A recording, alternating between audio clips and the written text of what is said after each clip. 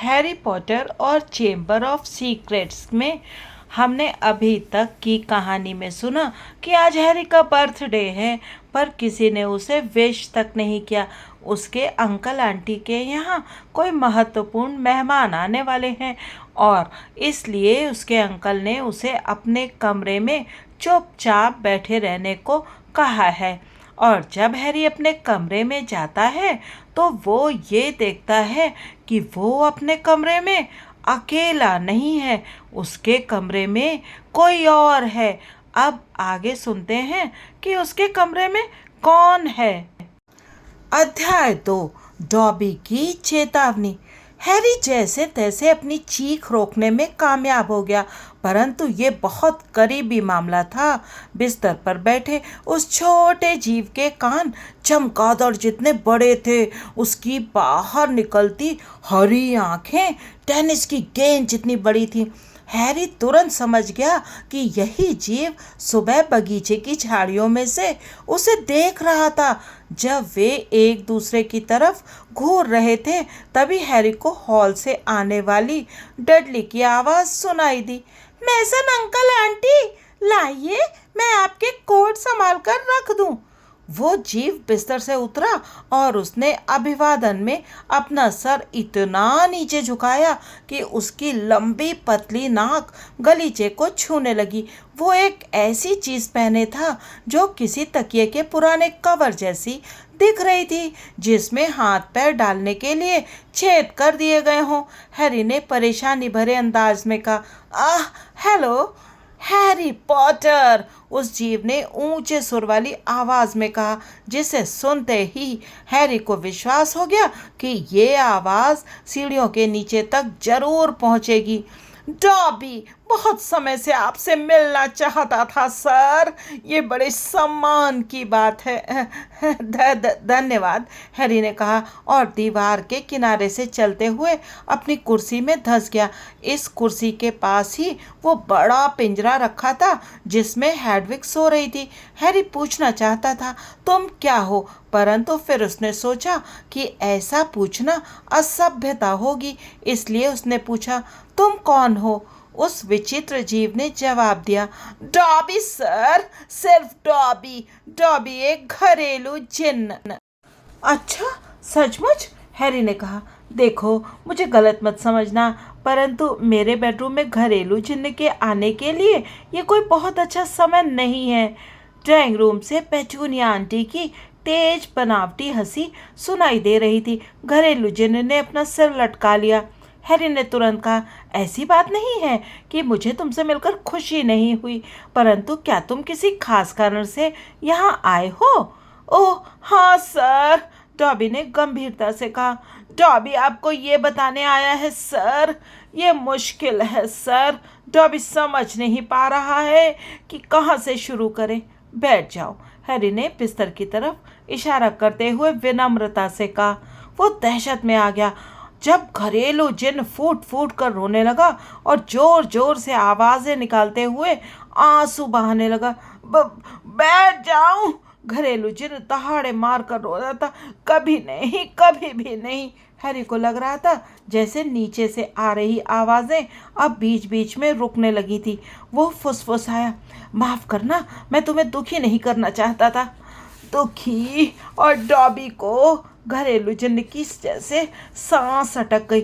Dobby को कभी किसी जादूगर ने बैठने के लिए नहीं कहा, वो भी अपने साथ। हैरी श कहते हुए एक साथ जिन्न को चुप करने और खुद खुश देखने की कोशिश कर रहा था। उसने डॉबी को दोबारा बिस्तर पर बैठाया, जहां वो हिचकी लेते हुए बैठ गया। वो किसी बड़ी और बहुत बदसूरत गुड़िया की तरह दिख रहा था। आखिरकार उसने खुद को संभाला और फिर अपनी बड़ी आंखों में आंसू भरकर हैरी को भक्ति भाव से एकटक देखने लगा। हैरी ने उसे खुश करने की कोशिश करते हुए कहा, तब तो तुम्हें अच्छे जादूगर नहीं मिले होंगे। डॉबी ने अपना सिर हिलाया, फिर बिना किसी चेतावनी के वो उछला और अपना सर तेजी से खिड़की पर पटकने लगा। साथ ही साथ वो चिल्लाता जा रहा था, बुरा डॉबी, बुरा डॉबी। मत करो, ये तुम क्या कर रहे हो? हैरी घुर्राया और उसने उछलकर डॉबी को दोबारा बिस्तर पर खींच लिया। इस उठापटक से हेडविग जाग गई। एक बार तेजी से चीखने के बाद वो पिंजरे की छड़ों पर बेतहाशा पंख मारने लगी। डॉबी को खुद को सजा देना ही थी सर, घरेलू जिन्न ने व्यंग्य अंदाज में देखते हुए कहा। डॉबी ने अपने मालिक की बुराई की थी सर। तुम्हारा मालिक? वो जादूगर परिवार जहां डॉबी गुलाम है सर। डॉबी एक घरेलू जिन्न है। डॉबी जिंदगी भर उस परिवार की गुलामी करने के लिए मजबूर है। क्या उन्हें पता है कि तुम यहाँ आए हो? हैरी ने उत्सुकता से पूछा। डॉबी कांप गया। अरे नहीं सर, बिल्कुल नहीं। आपसे मिलने आने के लिए डॉबी खुद को बहुत बुरी सजा देगा। इसके लिए डॉबी अपने कान ओवन में बंद करेगा अगर उन्हें कभी पता पड़ जाए सर। परंतु अगर तुमने अपने कान ओवन में बंद कर लिए तो क्या उनका ध्यान इस तरफ नहीं जाएगा? डॉबी को इस बारे में शक है सर। डॉबी किसी न किसी बात के लिए हमेशा खुद को सजा देता रहता है सर। वे डॉबी को ये करने देते हैं सर। कई बार तो वे डॉबी को खुद को सजा देने की याद भी दिलाते हैं। परंतु तुम उन्हें छोड़ क्यों नहीं देते? वहां से भाग क्यों नहीं जाते? घरेलू जिन्न को आजाद करना पड़ता है सर, और वो परिवार डॉबी को कभी आजाद नहीं करेगा। डॉबी को मरते दम तक उस परिवार की गुलामी करनी पड़ेगी सर। हैरी उसे घूरने लगा। हैरी बोला, और मैं इस बात पर परेशान हो रहा था कि मुझे यहाँ 4 सप्ताह और रुकना पड़ेगा। तुम्हारी बात सुनकर तो डर्सली दंपति लगभग इंसान लगने लगे हैं। क्या तुम्हारी कोई मदद कर सकता है? क्या मैं ऐसा कर सकता हूँ? ये कहते ही हैरी एकदम समझ गया कि उसे ये नहीं कहना चाहिए था, क्योंकि डॉबी एक बार फिर जोर जोर से कृतज्ञता के आंसू बहाने लगा। हैरी बेचैन होकर फुसफुसाया, मेहरबानी करके शांत रहो। अगर डर्सली दंपति ने सुन लिया, अगर उन्हें पता चल गया कि तुम यहाँ हो। हैरी पॉटर पूछ रहे हैं कि क्या वे डॉबी की मदद कर सकते हैं। डॉबी ने आपकी महानता के बारे में सुना था सर, परंतु डॉबी को ये पता नहीं था कि आप इतने दयालु हैं। हैरी का चेहरा लाल हो गया। उसने कहा, तुमने मेरी महानता के बारे में जो भी सुना है वो सब बकवास है। मैं हॉगवर्ट्स में अपनी क्लास में फर्स्ट तक नहीं आया। हरमाइनी आई थी वो, परंतु उसने वाक्य अधूरा छोड़ दिया क्योंकि हरमाइनी के बारे में सोचना कष्टकारी था। हैरी पॉटर विनम्र और सज्जन है, डॉबी ने सम्मान से कहा। उसकी गेंद जैसी आंखें चमक रही थी। हैरी पॉटर ने उस जादूगर को हराने का जिक्र तक नहीं किया जिसका हम नाम नहीं ले सकते। हैरी बोला, वोल्डेमॉर्ट। डॉबी अपने चमगादड़ जैसे कानों पर हाथ ठोंकते हुए दर्द भरी आवाज में बोला, उसका नाम मत लीजिए सर, नाम मत लीजिए। सॉरी, हैरी ने तुरंत कहा, मैं बहुत से लोगों को जानता हूँ जो उसका नाम लेना तक पसंद नहीं करते। मेरा दोस्त रॉन। वो एक बार फिर रुक गया। रॉन के बारे में सोचना भी कष्टकारी था। डॉबी हैरी की तरफ झुका और उसकी आंखें किसी हेडलाइट की तरह चौड़ी दिख रही थी। वो भरे गले से बोला, डॉबी ने सुना है कि अभी कुछ सप्ताह पहले ही हैरी पॉटर उस शैतानी जादूगर से दूसरी बार टकराया था और एक बार फिर हैरी पॉटर बच गया। हैरी ने सिर झुकाया और डॉबी की आंखें अचानक आंसुओं से चमकने लगी। आह सर, उसने हाँफते हुए कहा।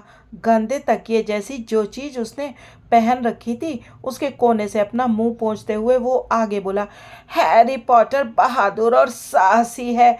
वो बहुत से खतरों को जीत चुका है, परंतु डॉबी हैरी पॉटर को बचाने आया है, उसे सावधान करने आया है। चाहे बाद में डॉबी को इसके लिए अपने कान ओवन में बंद करना पड़े, हैरी पॉटर को हॉगवर्ट्स वापस नहीं जाना चाहिए। एक खामोशी सी छा गई जो सिर्फ नीचे की मंजिल से आ रही छुरी कांटों और वर्नन अंकल की आवाज़ों से टूट रही थी। क्या? हैरी ने हकलाते हुए कहा। परंतु मुझे वापस जाना ही होगा। स्कूल 1 सितंबर से शुरू होगा। इसी कारण तो मुझे ये सब बर्दाश्त करने की शक्ति मिल रही है। तुम नहीं जानते कि यहाँ रहना कितना मुश्किल है। मेरी जगह इन लोगों की दुनिया में नहीं है। मेरी जगह तुम्हारी दुनिया में, हॉगवर्ट्स में है। नहीं नहीं नहीं, टॉबी ने चूं चूं करते हुए कहा और इतनी तेजी से अपना सिर हिलाया कि उसके कान फड़फड़ाने लगे। हैरी पॉटर को वहीं रुकना चाहिए जहां वो सुरक्षित रहे। वो इतना ज़्यादा महान है, इतना ज़्यादा नेक है कि उसे गवाया नहीं जा सकता। अगर हैरी पॉटर हॉगवर्ट्स जाएगा तो उसकी जान को खतरा है। हैरी ने आश्चर्य से पूछा, क्यों? एक साजिश है हैरी पॉटर। इस साल हॉगवर्ट्स जादूगरी और तंत्र के विद्यालय में भयानक घटनाएं होने वाली हैं। डॉबी फुसफुसाया और अचानक कांप गया। डॉबी ये बात महीनों से जानता है सर। हैरी पॉटर को अपनी जान जोखिम में नहीं डालना चाहिए। आपकी जिंदगी बहुत कीमती है सर। हैरी ने तत्काल पूछा, कौन सी भयानक घटनाएं? ये साजिश कौन कर रहा है? डॉबी ने गला रूंधने जैसी एक अजीब सी आवाज निकाली और पागलों की तरह अपना सर दीवार पर पटकने लगा। हैरी चिल्लाया, ठीक है, और उसने डॉबी को रोकने के लिए उसकी बाह पकड़ ली। मैं समझ गया, तुम नहीं बता सकते, परंतु तुम मुझे चेतावनी क्यों दे रहे हो?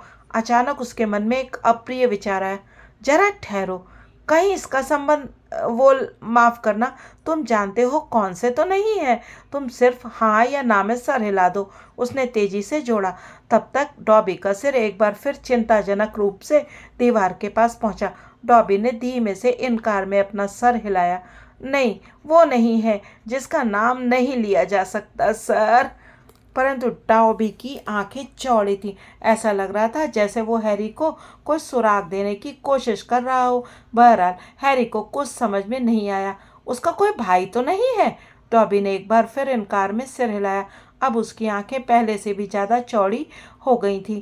तो फिर मुझे नहीं पता, हॉगवर्ट्स में भयानक घटनाएं और कौन करवा सकता है? हैरी बोला, मेरा मतलब है, एक बात तो ये है कि वहाँ डम्बलडोर हैं। तुम डम्बलडोर को तो जानते होगे, नहीं क्या? डॉबी ने अपना सिर झुकाया। एल्बस डम्बलडोर हॉगवर्ट्स के अब तक के सबसे महान हेडमास्टर हैं। डॉबी ये बात जानता है सर। डॉबी ने यह भी सुन रखा है कि जब तुम जानते हो कौन अपनी शक्तियों के शिखर पर था, तब भी वो डम्बलडोर से ज़्यादा शक्तिशाली नहीं था। परंतु सर, डॉबी की आवाज़ बहुत महत्वपूर्ण फुसफुसाहट में बदल गई, ऐसी शक्तियाँ जिनका डम्बलडोर कभी, ऐसी शक्तियाँ हैं जिनका कोई भला जादूगर कभी। और इससे पहले कि हैरी उसे रोक पाए, डॉबी ने बिस्तर से कूदकर हैरी का टेबल लैंप उठाया और उसे अपने सर पर मारने लगा। साथ ही वो कान फोड़ू चीखें भी निकालता जा रहा था। अचानक नीचे की मंजिल पर खामोशी छा गई। हैरी का दिल तूफानी रफ्तार से भागने लगा। 2 सेकंड तक उसने सुना कि वर्नर अंकल हॉल में ये कहते हुए ऊपर आ रहे थे, लगता है डडली ने एक बार फिर अपना टेलीविज़न चालू छोड़ दिया है, बदमाश कहीं का।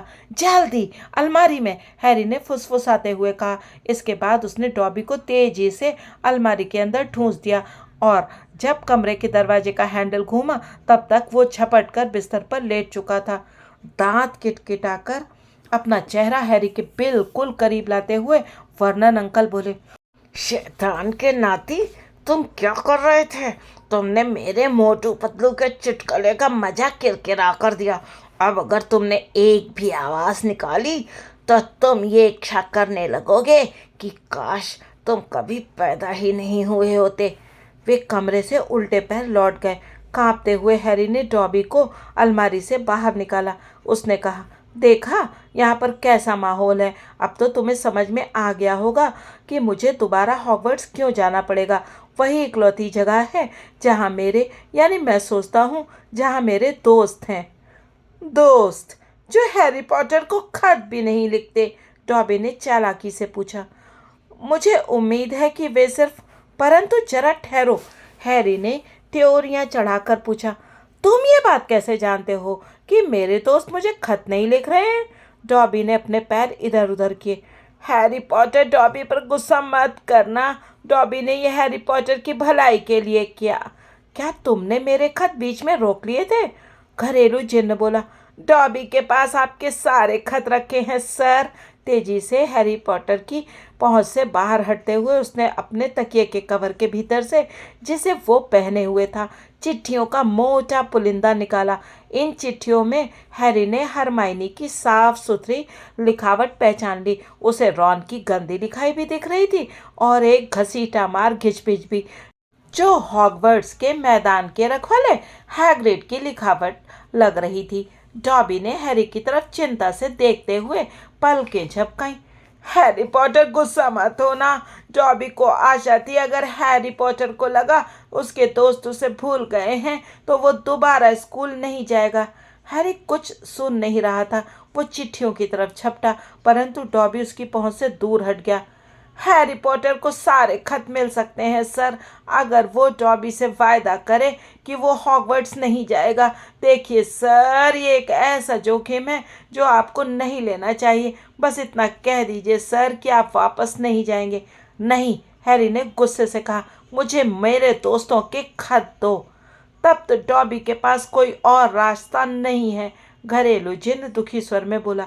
इससे पहले कि हैरी हिल भी सके, डॉबी बेडरूम के दरवाजे की तरफ लपका उसे खोला और तेजी से दौड़कर सीढ़ियां उतरने लगा। सूखते मुंह और धड़कते दिल के साथ हैरी उसके पीछे कूदा और उसने कोशिश की कि कोई आवाज़ ना हो। वो आखिरी 6 सीढ़ियां एक छलांग में कूद गया और हॉल के गलीचे पर बिल्ली की तरह जाकर गिरा। उसने डॉबी को हर तरफ ढूंढने की कोशिश की। उसने सुना डाइनिंग रूम में वर्नन अंकल कह रहे थे, मिस्टर मैसन, पेटूनिया को अमेरिकी प्लम्बरों वाला वो मज़ेदार किस्सा तो सुनाइए, वो उसे सुनने के लिए बेताब है। हैरी हॉल से दौड़ता हुआ किचन में घुसा और उसे लगा कि उसकी जान निकल गई है। पेटूनिया आंटी की बनाई हुई बेहतरीन पुडिंग, क्रीम और मिठाई का पहाड़ छत के पास हवा में तैर रहा था। डॉबी एक अलमारी के ऊपर कोने में दुबका हुआ था। हैरी ने टर टर जैसी आवाज़ में कहा, नहीं प्लीज़, वे मुझे जान से मार डालेंगे। हैरी पॉटर कहे कि वो दोबारा स्कूल नहीं जाएगा। डॉबी प्लीज़ कहिए सर। मैं नहीं कह सकता। डॉबी ने उसे दुख भरी निगाहों से देखा। तब तो डॉबी को ये करना ही पड़ेगा सर, हैरी पॉटर के भले के लिए। दिल दहलाने वाली आवाज़ के साथ पुडिंग फर्श पर गिरी। कांच का बर्तन टूटने की वजह से क्रीम खिड़कियों और दीवारों पर फैल गई। छड़ी घुमाने जैसी आवाज़ के साथ डॉबी गायब हो गया। डाइनिंग रूम से चीखें सुनाई दी और वर्नन अंकल तेजी से किचन में घुसे। उन्होंने देखा कि हैरी सदमे में खड़ा था और सिर से पैर तक पेटूनिया आंटी की पुडिंग में नहा गया था।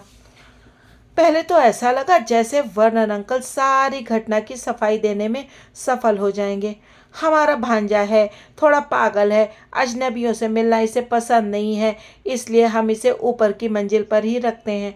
वर्नन अंकल हैरान परेशान मैसन दंपति को वापस डाइनिंग रूम में ले गए और हैरी से वायदा किया कि मेहमानों के जाने के बाद वे कोड़ मार मार कर उसकी चमड़ी उधेड़ देंगे। जाते जाते उन्होंने उसे एक झाड़ू पकड़ा दी। पेटूनिया आंटी ने फ्रीजर से थोड़ी आइसक्रीम खोजकर निकाली और हैरी, जो अब भी कांप रहा था, किचन साफ करने में जुट गया। वर्नन अंकल अब भी अपना सौदा करने में कामयाब हो जाते अगर बीच में उल्लू नहीं आया होता। पेटूनिया आंटी डिनर के बाद मेहमानों के सामने मिंट रख रही थी कि तभी एक बड़ा करैल उल्लू पंख फड़फड़ाते हुए डाइनिंग रूम की खिड़की से अंदर घुसा और मिसेस मैसन के सिर पर एक चिट्ठी तपकाकर बाहर उड़ गया। मिसेस मैसन किसी राक्षसी की तरह चिंगाड़ी और पागलों की तरह चीखती हुई घर से बाहर भाग गई। मिस्टर मैसन डर्सली दंपति को सिर्फ ये बताने के लिए रुके कि उनकी पत्नी पक्षियों से बुरी तरह डरती थी और उन्होंने ये भी कहा कि उन्हें ये मजाक पसंद नहीं आया था। हैरी किचन में सहारे के लिए झाड़ू पकड़कर खड़ा था कि तभी वर्नन अंकल उसके पास आए और उनकी छोटी आंखों में शैतानी चमक थी। इसे पढ़ो, उन्होंने दुष्टता से फुफकारते हुए कहा। वे उल्लू के टपकाए हुए खत को लहरा रहे थे। चलो इसे पढ़ो। हैरी ने उसे अपने हाथ में ले लिया। उसमें जन्मदिन की बधाइयाँ नहीं थी। प्रिय मिस्टर पॉटर, हमें ये गुप्त सूचना मिली है कि आपके निवास पर आज रात 9:12 पर वायु विचरण मंत्र का प्रयोग हुआ है। जैसा कि आप जानते हैं, नाबालिग जादूगरों को स्कूल के बाहर मंत्रों के प्रयोग की इजाज़त नहीं है। भविष्य में अगर आपने किसी भी मंत्र का प्रयोग किया तो आपको स्कूल से निष्कासित किया जा सकता है। नाबालिग जादूगरी पर तार्किक प्रतिबंध अधिनियम 1875 खंड सा। हम आपको ये भी याद दिलाना चाहेंगे कि जादू की ऐसी कोई भी गतिविधि जिसे गैर जादुई समुदाय मगलुओं द्वारा देखे जाने का खतरा हो, अंतर्राष्ट्रीय जादूगर संगठन के गोपनीयता अधिनियम के अनुच्छेद 13 के अंतर्गत एक गंभीर अपराध है। अपनी छुट्टियों का आनंद लें। आपकी मफाल्डा हॉपकर्क। जादू का अनुचित प्रयोग कार्यालय, जादू मंत्रालय। हैरी ने पत्र पढ़ने के बाद ऊपर की तरफ देखा और थूक निकला। तुमने तो हमें ये बताया ही नहीं था कि तुम्हें स्कूल के बाहर जादू करने की इजाज़त नहीं है। ये कहते समय वर्नन अंकल की आंखों में पागलपन की चमक साफ दिख रही थी। मुझे लगता है शायद तुम उसका जिक्र करना भूल गए होगे, तुम्हारे दिमाग से उतर गया होगा। वे एक बड़े बुलडॉग की तरह दांत निकालते हुए हैरी की तरफ झुक रहे थे। अब मैं तुम्हें एक खबर सुनाना चाहता हूँ लड़के। मैं तुम्हें ऊपर ताले में बंद कर रहा हूँ। तुम अब दोबारा कभी उस स्कूल में नहीं जाओगे, कभी नहीं। और अगर तुमने जादू से बाहर निकलने की कोशिश की तो वे तुम्हें स्कूल से निकाल देंगे। इसके बाद पागलों की तरह हंसते हुए वे हैरी को घसीटकर ऊपर की मंजिल तक ले गए। वर्नन अंकल अपने बुरे वायदे जितने ही बुरे निकले। अगली सुबह उन्होंने हैरी की खिड़कियों पर छड़े लगवाने के लिए एक आदमी को पैसे दिए। उन्होंने उसके बेडरूम के दरवाजे पर कैट फ्लैप अपने हाथों से लगाया ताकि दिन में 3 बार थोड़ा सा भोजन अंदर ढकेला जा सके। वे हैरी को सुबह शाम सिर्फ बाथरूम के लिए बाहर निकालते थे। इसके अलावा वो 24 घंटे अपने कमरे में बंद रहता था। 3 दिन बाद भी डर्सली दंपति किसी तरह की छूट देने के मूड में नहीं दिख रहे थे और हैरी को इस स्थिति से बाहर निकलने का कोई रास्ता दिखाई नहीं दे रहा था। वो अपने बिस्तर पर लेटकर खिड़की पर लगी छड़ों के पीछे सूरज को डूबते हुए देख रहा था और दुखी मन से सोच रहा था कि उसके साथ ना जाने क्या होने वाला है। खुद को जादू से बाहर निकालने से भी क्या फ़ायदा होगा अगर ऐसा करने के बाद उसे हॉगवर्ट्स से निकाल दिया जाए। परंतु प्राइवेट ड्राइव में जीवन अब तक की सबसे निराशाजनक स्थिति में पहुंच गया था। अब जब डर्सली दंपति ये जान गए थे कि हैरी उन्हें नींद में चमगादड़ नहीं बना देगा तो उसका इकलौता हथियार भी हाथ से चला गया था। डॉबी ने हैरी को हॉगवर्ट्स की भयानक घटनाओं से तो बचा लिया था, परंतु जिस तरह की घटनाएं हो रही थी उससे ऐसा लगता था वो शायद भूखा मर जाएगा। कैट फ्लैप की आवाज़ आई और पेटूनिया आंटी का हाथ दिखाई दिया जिसने सूप का एक कटोरा कमरे के अंदर खिसकाया। हैरी की अंतड़ियां भूख के मारे कुलबुला रही थी। वो बिस्तर से कूदा और उसने लपक कर कटोरा उठा लिया। सूप बर्फ की तरह ठंडा था, परंतु एक घूंट में ही उसने आधा सूप गटक लिया। फिर वो कमरे के दूसरी तरफ रखे हेडविग के पिंजरे के पास गया और कटोरे में नीचे पड़ी गीली सब्जियां निकालकर हेडविग की खाली तश्तरी में रख दी। हेडविग ने अपने पंख फड़फड़ाकर हैरी को बहुत हिकारत से देखा। हैरी ने उदासी से कहा, मुझे चोंच दिखाने से कोई फ़ायदा नहीं है, हमारे पास बस इतना ही है।